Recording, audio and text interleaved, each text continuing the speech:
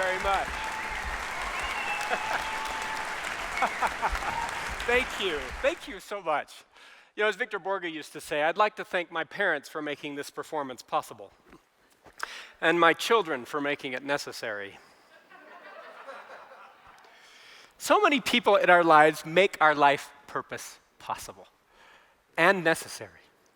I'd like to take you on a musical journey that connects you with one of those people. Someone you love dearly. Someone you wanted to have a little more time to love. Someone you wish was still with you. This is my mom. Isn't she beautiful? And then there's this guy. Yeah, I'm afraid that's me. Now don't let that childlike grin and super stylish Beatles haircut fool you. I was trouble. But as you could see, I was happy when I was with my mom. She's one of the greatest lyrical sopranos that's ever lived, ineffably gifted with the voice of an angel. She could have had center stage anywhere in the world, but she gave that up to be my mom. She gave me this stage with you today. She's been by my side when I've been particularly nervous for a big performance touring the world with the piano guys, or when I've been off the stage and struggling and at the mercy of anxiety and depression. Or when I felt like I'm under the thumb of this perniciously pervasive demon known as inadequacy that so many of us are fighting. She's gently nudged me forward right at the moment when I felt like giving up. So I'm a musician today, not only because of what she gave up for me, but also because of what she continues to give me. And that support is profound and especially powerful. Why? Because it comes from a place about which we know very little. Not long after that first picture I showed you was taken, my mother fell to the floor of our home suddenly in this really scary seizure. Such an intense moment.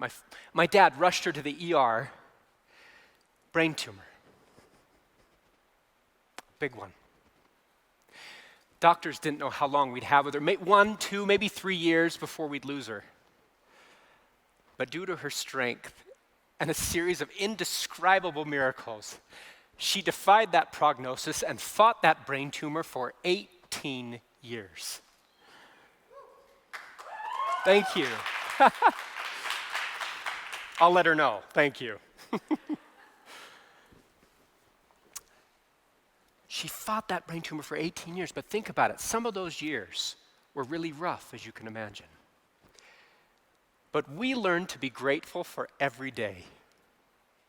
Now, when her final curtain call came, I couldn't applaud because I wasn't ready for it to end. So after she passed away, I spent some time being angry, bitter, resentful, confused at these years that were stolen from me, at the chance I never had to know the soprano in this beautiful woman, to hear her sing in full voice without pain, to perform with her. Oh, I would have loved that. Just me playing the cello right next to her, just looking up at her beautiful face singing. Oh, I would have loved that chance. I never got that chance. So I struggled with this. I really did. But then I discovered something. Something that has compelled me to be on the stage talking with you today. Isn't it true that our life's most sublime melodies tend to be written during the dark symphonies of our struggle? And in this dark symphony, I found a healing fermata. The very thing that had wounded me was the same thing that healed me. The power of music. You see, since then I've spent some very special time with my mom. Through music, I've discovered that the people we've lost aren't lost at all.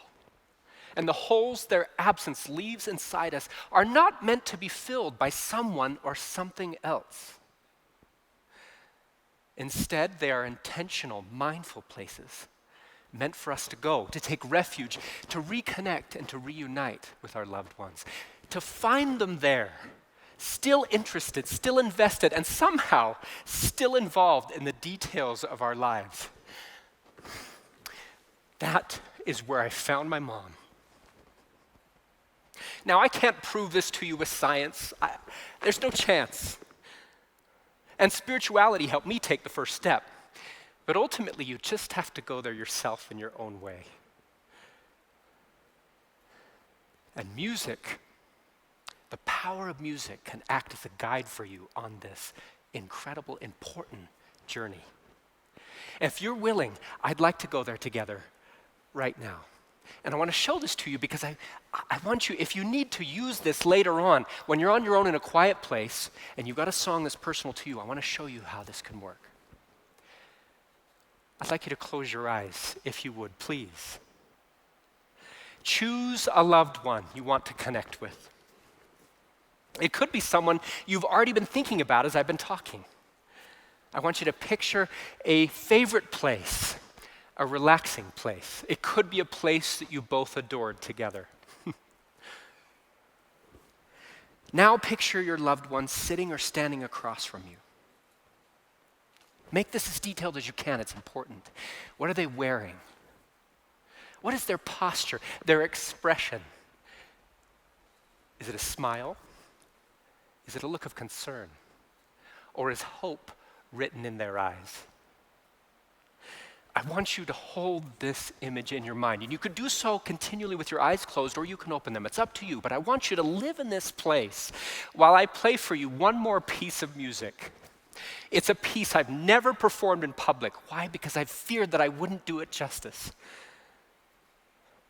It's my mom's favorite. And as I play, I want you to have a conversation with this beautiful person across from you. I want you to hold their hand, share a long hug, ask for forgiveness, or finally give of it freely if you need to. Ask for help with something you're struggling with. At the very least, express gratitude for how they've made you possible and necessary. Express love. My mother is a soprano with the voice of an angel.